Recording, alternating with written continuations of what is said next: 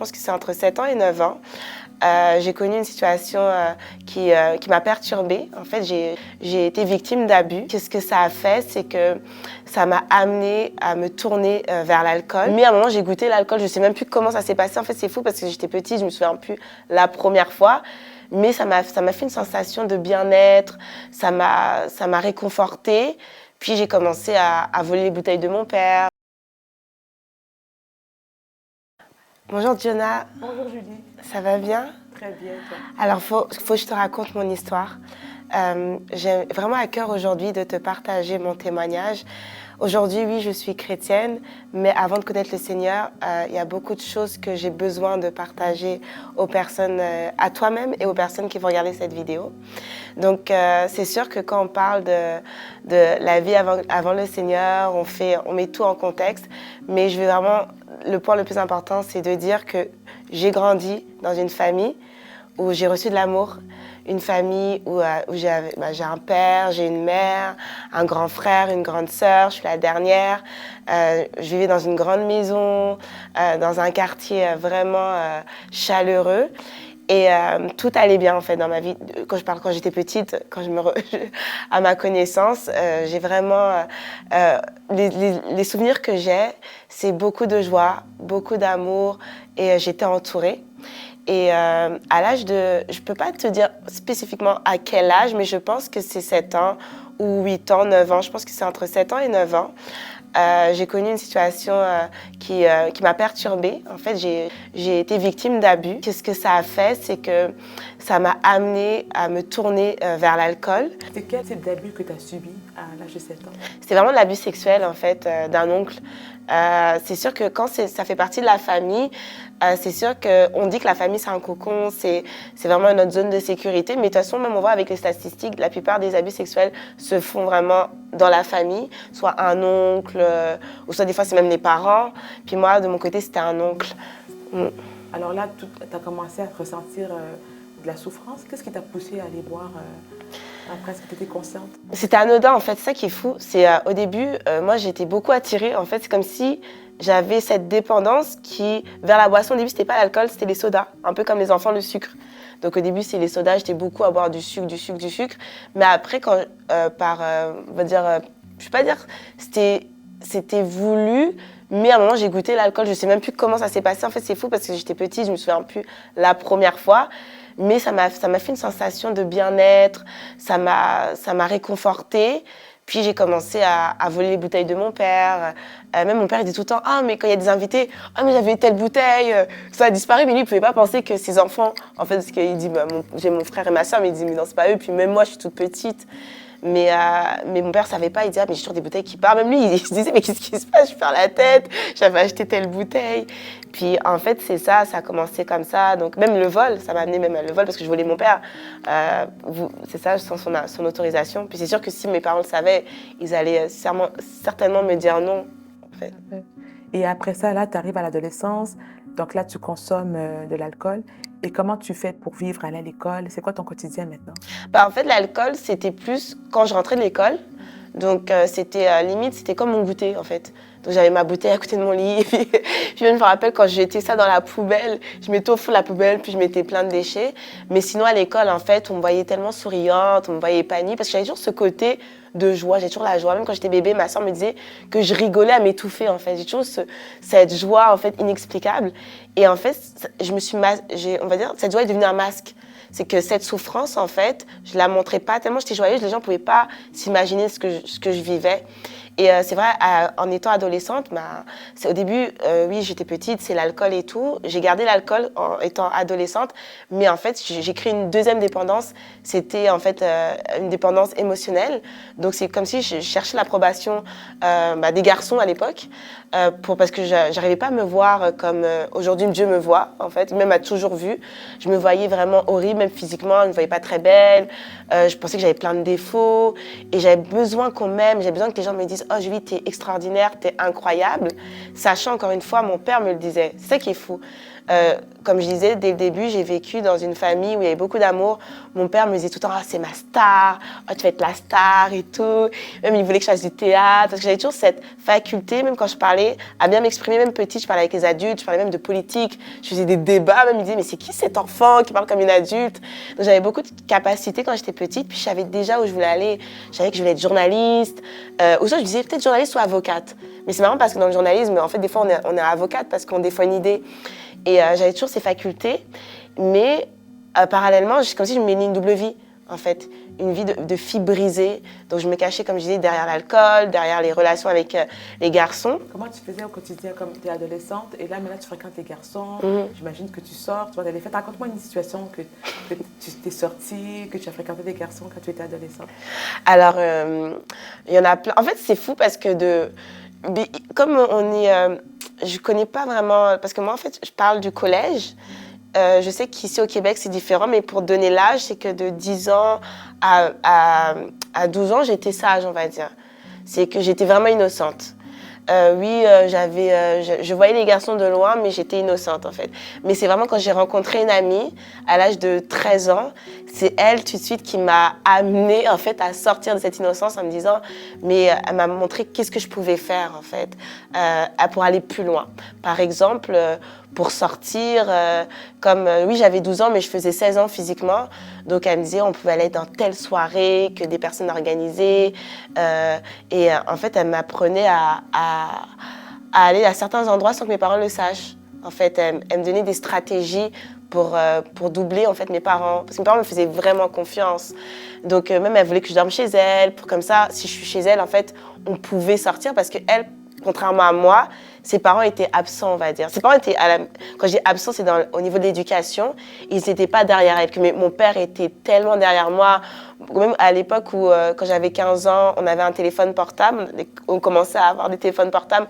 Mon père m'appelait tout le temps à 18h pour savoir où j'étais. Puis il me disait tout le temps de rentrer à la maison à 18h. C'est-à-dire que quand je sortais du collège ou du lycée, il me disait tout le temps à ces moments de rentrer.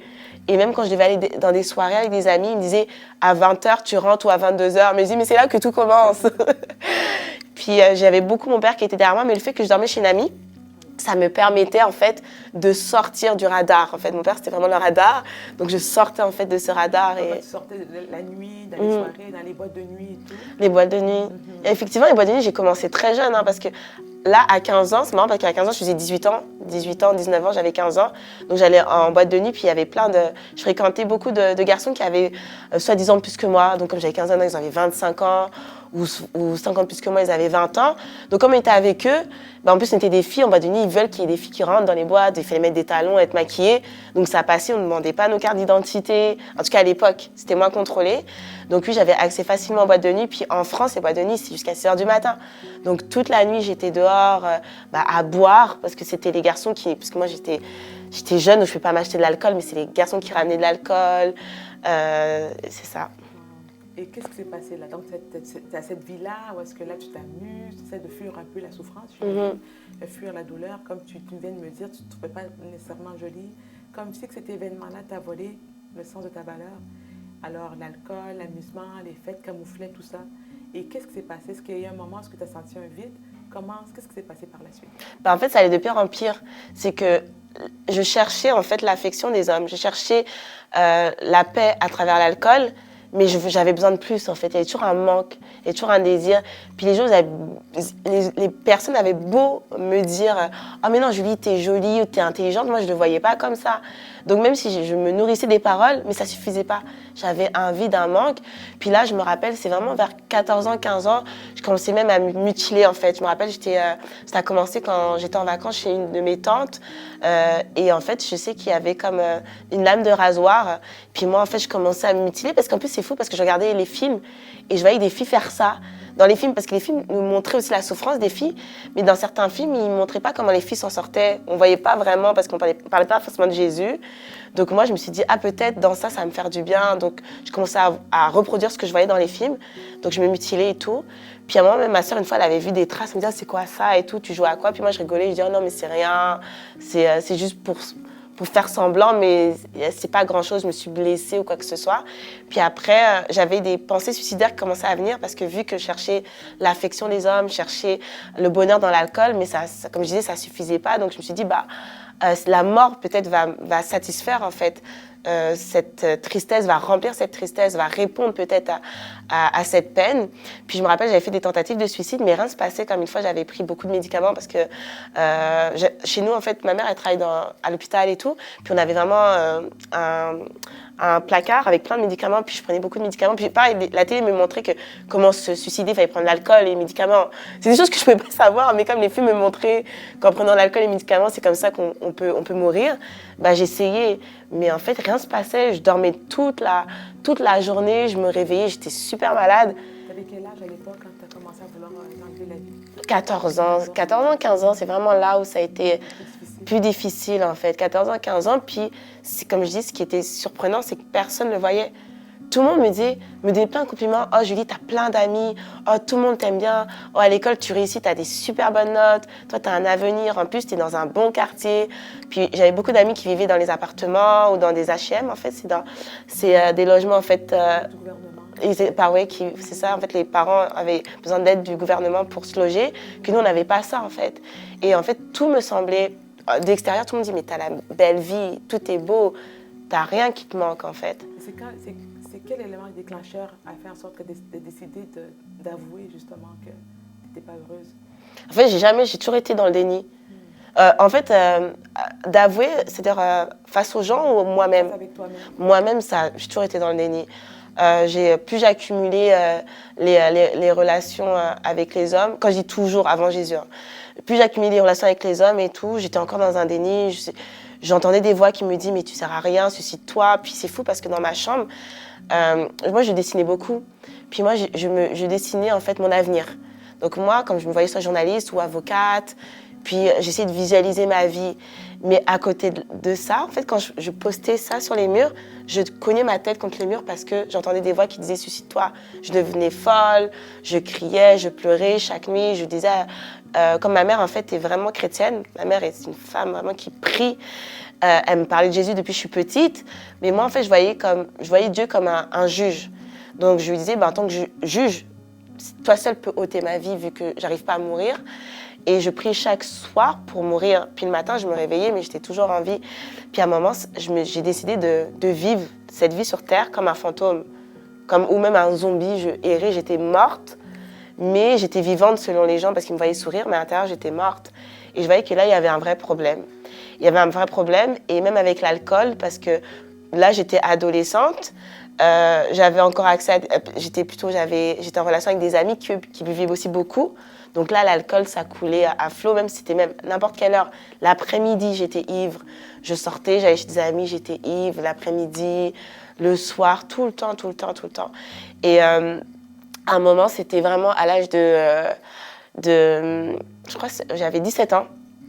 J'avais bu une bouteille de vodka à moi toute seule. C'était pour fêter le Nouvel An chez des amis. Et j'avais descendu la bouteille.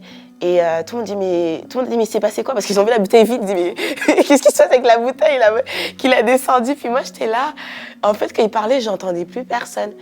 Puis après, en fait, je voyais flou. Puis tout d'un coup, je me suis évanouie. Et là, en fait, ce que j'entendais la voix des personnes autour de moi qui disaient faut appeler les urgences, faut l'amener dans la salle de bain, faut essayer de la réveiller, peut-être on met l'eau froide. Puis en fait, je voyais, ils me déshabillaient, ils me mettaient sous la douche. Puis ils voyaient que ça fonctionnait pas. Puis ils ont dit ok, on va appeler les pompiers et tout. Puis moi, en fait, je me suis dit ah non, faut pas qu'ils appellent les secours parce que ma mère me voit comme une fille parfaite, on va dire. Parfaite. Des fois, j'avais des petites crises d'adolescence, mais voilà, elle ne pouvait pas savoir que je pouvais être dans l'alcool. Puis je me suis dit, non, mais il faut absolument que je sorte de là incognito. Donc je me dis, qu'est-ce que je vais faire? Je prie le Dieu de ma mère, parce que ma mère est chrétienne. Je vois que quand elle prie Dieu, il y a quelque chose qui se passe. Donc j'ai dit à Dieu, si tu me réveilles, j'arrête l'alcool. C'est clair, tout ça, c'est fini. C'est la prière que j'ai faite. J'ai dit, vraiment, tu me réveilles, j'arrête tout. Puis Dieu m'a vraiment réveillée d'un coup. Parce qu'en plus, pourquoi j'ai demandé de me réveiller aussi? Parce que je sentais que mon cœur qui arrêtait de battre petit à petit. C'est comme si je voyais la situation, je me voyais partir, je voyais mes amis qui essayaient de me sauver et je sentais que c'était la fin. Et je me suis dit, ok, Seigneur, un miracle, en fait. Et quand j'ai demandé à Dieu de me secourir, il l'a fait d'un coup. Vraiment, je me suis réveillée comme ça. Puis après, c'est là que j'ai vomi. Moi qui n'ai jamais vomi, depuis que j'étais jeune, je buvais, j'ai jamais vomi. Comme beaucoup, on voit des filles qui sont saoules, qui vomissent. Moi, j'ai jamais vomi. Et le lendemain, pendant 3 jours, c'est comme si je suis un jeûne forcé. Je pouvais plus rien manger, en fait. Parce que mon estomac, mon foie même a beaucoup subi. Je ne pouvais vraiment rien manger. Et là, je me suis dit, ok, l'alcool, c'est fini. Par contre, j'ai dit, l'alcool, c'est fini. Mais je continuais là. Quand j'ai eu des substances, parce que aussi, je fumais de la marijuana. J'étais beaucoup dedans aussi. Est-ce que tu avais réalisé que c'était un miracle de Dieu ou tu n'avais pas encore fait de lien lorsque Dieu t'a délivré justement de l'alcool? En fait, ce qui est difficile quand tu vis dans une famille chrétienne, c'est que tu vois des miracles partout. Hein. Tu vois dans ta famille, tu vois ta mère qui prie, ton père qui prie. Même mon père, à l'âge de 14 ans, était malade.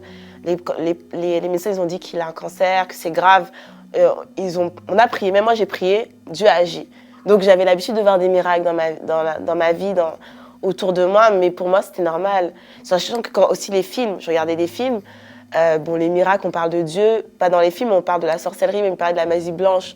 Donc pour moi, le miracle, que ça soit Dieu ou quelque chose d'autre, pour moi, c'était la vie qui était comme ça. Donc j'attachais pas forcément d'importance. Donc ta rencontre de Dieu, c'est pas fait à cause de ça. Donc tu as continué quand même avec d'autres choses. Donc le marijuana, la cigarette, c'est ça? La cigarette, les hommes. Puis même, je rencontrais des hommes sur Internet. Je commençais à aller sur le site Internet, rencontrer des hommes, je découchais. Parce que ma mère, en fait, pour expliquer aussi la situation, c'est que mon père, quand il a guéri du cancer, il s'est dit la vie est courte.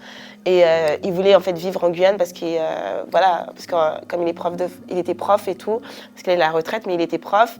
Et la Guyane, ça appartient à la France. Donc quand tu es prof, tu peux aller en Guyane, tu peux aller dans les territoires français. Et lui, soit il dit, soit venez avec moi, soit il part tout seul. Puis clairement, ma mère ne voulait pas partir, personne ne voulait partir, donc il est parti. Puis pour préciser, moi, mon père, à l'époque, c'était comme mon meilleur ami parce que j'avais une relation avec mon père, c'était intense. C'est-à-dire qu'on faisait des sorties ensemble. À chaque fois, même quand il allait voir de la famille, moi, j'étais toujours la seule de la famille qui allait avec lui. Là où il allait, j'allais. Même on allait au parc ensemble, on jouait ensemble.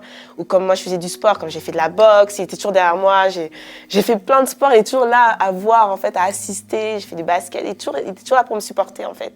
Et quand il est parti, en fait, c'était pour moi un déchirement. Alors, c'est sûr que la dépendance, c'est encore plus accéléré.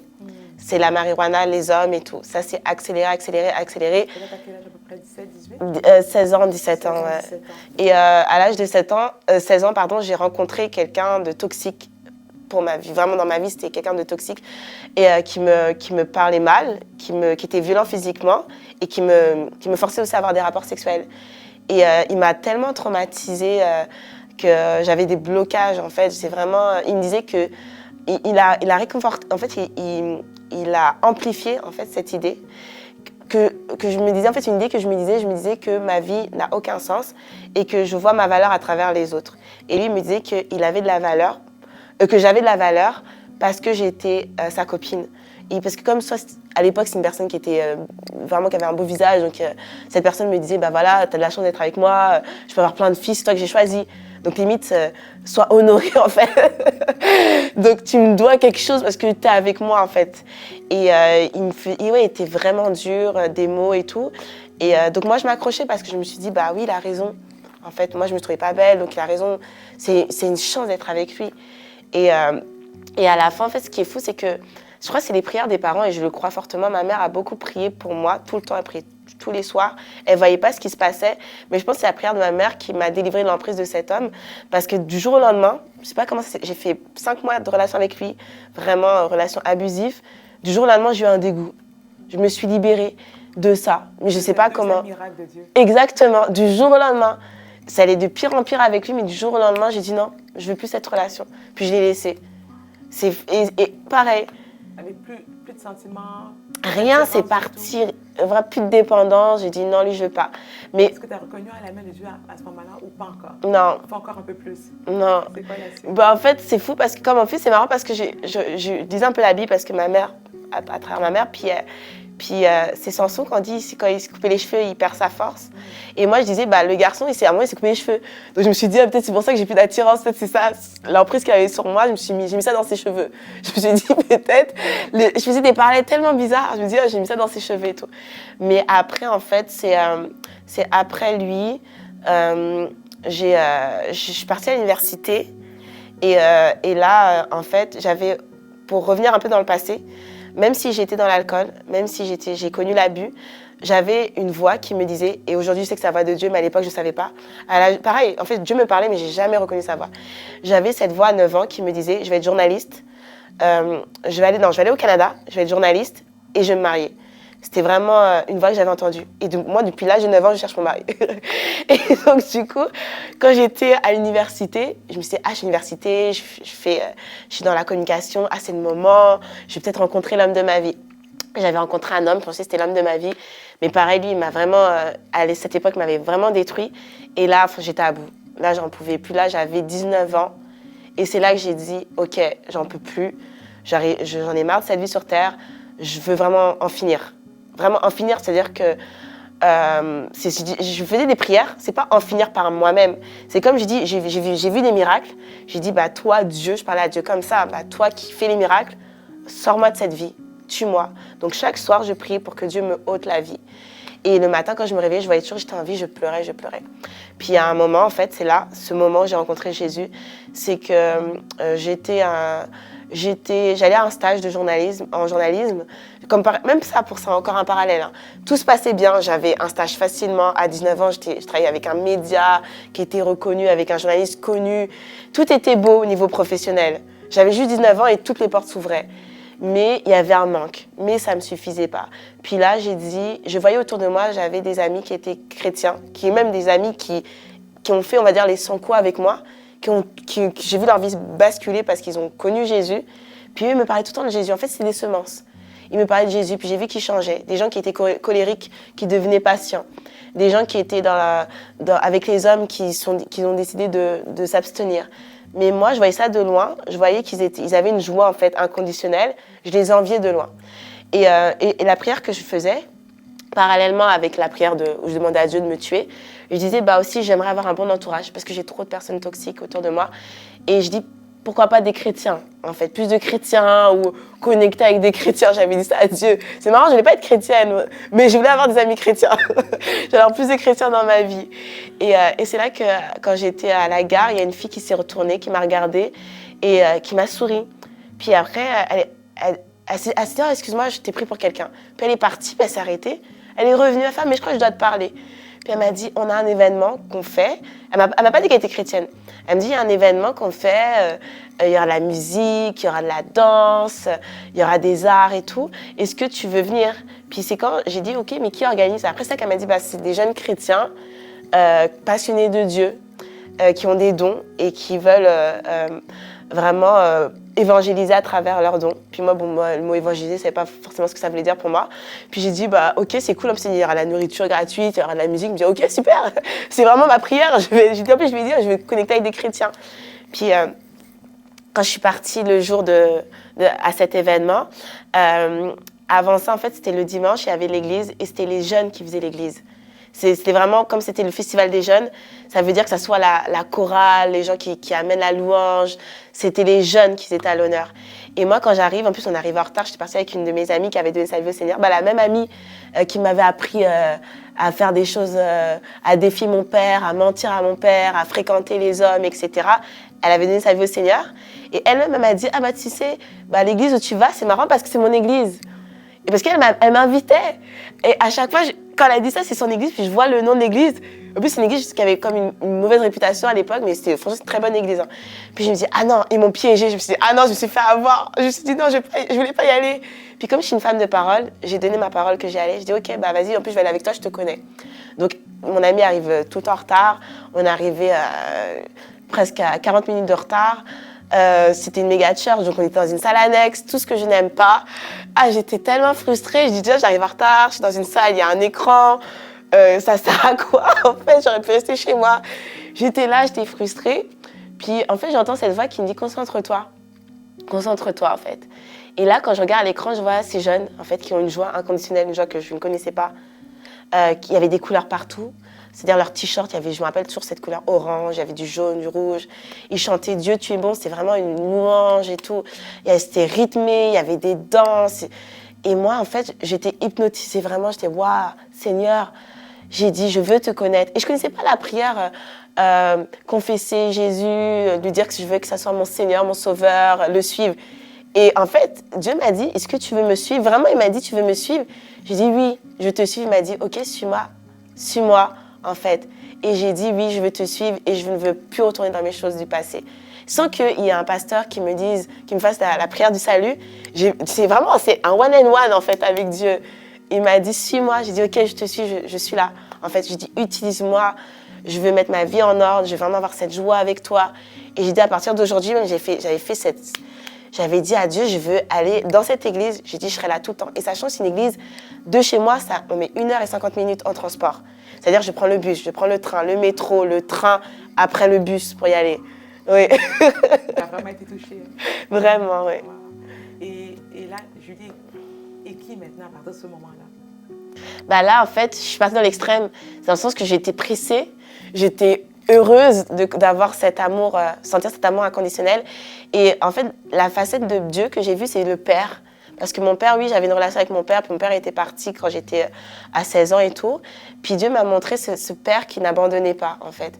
Ce père qui écoutait, ce père qui a toujours été là. Même tout ce que j'ai vécu dans mon enfance, il m'a montré, bah, tu vois, ça, ce qui est arrivé, bah, même ce qui s'est passé, moi, j'étais là, j'étais avec toi, en fait. Et c'est là que j'ai compris que oui, il y a Dieu, mais il y a aussi les ténèbres. En fait, il y a des forces obscures. Il y a vraiment... Parce que des fois, on oublie, des fois, on ne croit pas en Dieu, mais on oublie qu'il y a le diable qui existe. Puis quand il nous arrive quelque chose dans la vie, on blâme Dieu, en fait. Mais c'est le diable qui est là aussi. Et là, Dieu m'a montré vraiment qu'avec lui, il ne dit pas que tout va être parfait, mais il va dire que c'est lui qui prend mon fardeau, en fait. C'est lui qui prend mes inquiétudes, que je lui fais confiance et qu'il m'a appris, en fait, ma relation avec Dieu, c'était vraiment l'amitié. Vraiment, c'est ça que j'ai connu avec lui, c'est l'amitié. Et surtout qu'il est là pour moi, en fait, mon meilleur ami. Ouais. Cet amour-là, cette amitié-là qui t'a permis d'aller plus loin avec lui, d'abandonner d'autres béquilles, d'autres soulagements. Par exemple, tu disais que tu avais continué quand même à consommer malgré tout. Est-ce que c'est ça qui a fait en sorte que tu as pu délaisser ces choses-là pour vraiment lui donner ton cœur? C'est ça au début, ouais. En fait, j'ai commencé à être radicale, pas pour ces choses-là, mais pour la musique. C'est que moi, j'aime beaucoup la musique et j'ai vu que la musique avait un vrai impact, en fait, sur la musique du monde, la musique séculière. Parce que moi, j'écoutais beaucoup à l'époque du zouk, du compas, puis ça parlait toujours d'amour, il m'a délaissé. Dieu m'a dit, ça, t'arrêtes ça tout de suite. J'ai dit, oh ouais, je sentais que Dieu, là où j'allais, il m'a dit, ça a une influence négative sur toi. Et c'est ça qui t'amène aussi à avoir des pensées suicidaires, c'est à cause de ce que tu écoutes. Donc j'étais radicale. Il m'a dit, c'est les vêtements. Parce que ce que je portais aussi, c'était vraiment vulgaire aussi pour attirer l'œil des hommes. Il m'a dit, ça aussi, tu changes. Mais pour la relation avec l'homme, on va dire que oui, j'avais encore ce côté où j'étais dépendante parce que j'ai dit, ok, maintenant je suis chrétienne, bah, je cherchais un homme chrétien. Mais j'avais pas la révélation que c'est pas l'homme que je vais chercher, c'était d'abord ma relation avec Dieu, en fait, c'était Dieu que je vais chercher. C'était l'amour de Dieu, mais pas l'amour des hommes. Et c'est sûr que ça a pris du temps, c'était un processus pour que Dieu m'enlève de cette emprise, en fait, de cette dépendance émotionnelle, parce que je l'avais, même après avoir fait cette prière du salut, j'étais beaucoup dépendante encore des hommes. Et comment est-ce que tu crois que Dieu a commencé à guérir justement cette dépendance affective en toi? Comment tu as réussi à le laisser prendre soin de ton cœur pour te sentir aimé, seul ou en couple? C'est ça. Bah, Dieu, en fait, ce qu'il a fait, il a commencé déjà à me sortir de ma zone de confort et a commencé à matérialiser cette parole qui était déjà là dans le monde spirituel quand il me disait que je devais aller au Canada. Donc, à l'église, oui, j'ai commencé à apprendre à connaître Dieu. Je me suis fait baptiser. J'étais trop pressée. J'étais vraiment en feu. Je me nourrissais. Je lisais la Bible et tout. Puis Dieu m'a dit, pars. Maintenant, c'est le moment de partir. Puis c'est en partant que le processus a commencé. Parce que là, je pouvais être dépendante que de lui. Dans mes choix, je pouvais être dépendante que de lui. Et Dieu voulait me montrer que c'est lui qui pourvoit. Je n'ai pas besoin d'un homme pour pourvoir en fait, à mes besoins. Je n'ai pas besoin d'un homme pour savoir que je suis belle, pour savoir que je suis intelligente. Il m'a dit, c'est dans notre relation. C'est pour ça qu'il m'a vraiment aussi déconnectée de mon cocon, en fait, à ma familiale, où j'avais beaucoup de personnes qui m'entouraient. Oui. Alors, la promesse de Dieu que tu avais reçue à l'âge de 9 ans, c'est réalisée. Donc, tu es venue au Canada. Oui. et tu as travaillé dans le domaine du journalisme. C'est ça. Alors, tu as tenu ces promesses. Donc, toi, tu es une personne qui a vécu beaucoup de miracles, C'est ça. beaucoup de choses. Et Dieu continue, et même il l'a fait. De toute façon, je suis arrivée en 2012 au Canada, et j'aime trop raconter cette histoire, parce que moi, mon père, en fait, il m'a toujours dit que j'étais sa princesse. Ma mère m'a toujours dit que j'étais la princesse. Elle a dit, tu es une créature merveilleuse. Ça, c'est toujours la parole de ma maman, là. Les paroles de maman, les semences, là. Et là, je sentais toutes ces paroles. Et avec Dieu, je voyais que ça fleurissait. Et quand je suis partie du Canada, je savais que j'étais la fille de l'Éternel. Et Dieu m'a ouvert les portes du Canada en première classe. Dès que j'arrive à l'aéroport, on m'a surclassée. Et parce que ça montrait que j'étais quelqu'un. Je dis, OK, j'arrête pas de dire, OK, Seigneur, oui, ça montre que je suis quelqu'un. Bah oui, c'est normal parce que je suis ta fille, tu prends soin de moi. Et en fait, c'était un clin d'œil de Dieu pour dire, tu vois, je prends soin de toi. Tu m'as écouté, regarde ce que je peux faire. Donc en première classe, j'étais même dans le salon VIP pour attendre l'avion. Je suis là en première classe et tout. Et j'étais tellement bien. Je dis, OK, Seigneur, Et là, je me dis, OK, Seigneur, je sais que tu vas faire des miracles. Puis il a continué à le faire parce que même quand je suis rentrée dans le programme de journalisme, Dieu m'a dit, tu te mets à part. Dans 2 semaines, je te dis quoi réviser. Le Saint-Esprit m'a guidée. Tel sujet. Moi, je connaissais rien au Québec. Je ne savais même pas qu'on parlait anglais ou français, en fait. Je savais qu'on parlait français, mais je ne savais pas qu'on parlait aussi anglais. Je ne savais pas que Montréal était le Canada était à l'époque sous la reine. Tout ça, je ne savais pas. Bon, c'est la base, mais je ne savais pas. Et Dieu m'a dit, tu vas apprendre ça, ça, ça.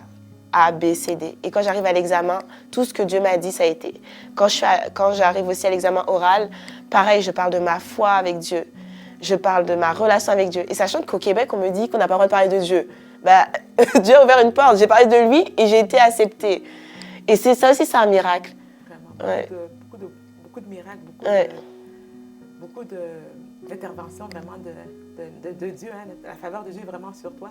Et comment as-tu finalement retrouvé ta joie de vivre après avoir vécu tout ça, toutes ces situations avec les hommes, avec l'alcool? Dieu t'a délivré, tu es un enfant de Dieu, tu as expérimenté beaucoup de choses. Comment tu as retrouvé finalement ta joie de vivre? En fait, ma joie de vivre, c'est vraiment au début je pense que c'est dès dans ce temps de louange. Et même, je louais comme... J'aime trop l'histoire de David, quand il dit « il loue comme un fou ». Moi, je suis quelqu'un qui a beaucoup d'énergie.